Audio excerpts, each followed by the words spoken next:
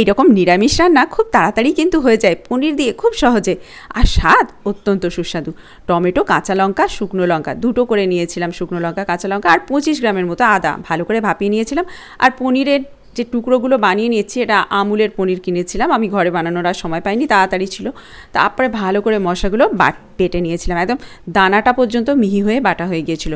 সর্ষের তেল গরম করে তার মধ্যে মশলাটা কষিয়ে নিলাম, খুব সুন্দর করে কষিয়ে নিয়েছিলাম। তার মধ্যে দিলাম হলুদ 1 চামচ, আর দিলাম 2 চামচ চিনি, একটু মিষ্টি মিষ্টি হলে খুব ভালো লাগে। তার উপরে দিয়ে দিলাম সব পনিরগুলো, তার উপরে দিলাম 1 চামচ নুন, দিয়ে একটুখানি নেড়ে তারপরে জল দিলাম। জলটা কিন্তু পনিরটা ডুববে সেই মতোই দিতে হবে, কেননা অনেকক্ষণ ফোটাতে হবে, মানে মোটামুটি 5 মিনিট ফুটিয়ে এরকম ঢাকা খুললে সুন্দর রং আর সুন্দর গন্ধ খুলে ওঠে। আর দিলাম সর্বশেষ গরম মশলা, 1 কিউব বাটার, আর একটুখানি ধনেপাতা কুচিয়ে। রেডি আমার নিজস্ব স্টাইলে পনির মশলা। খেতে যা সুন্দর হয়েছিল না, খেয়ে বলবে বন্ধুরা।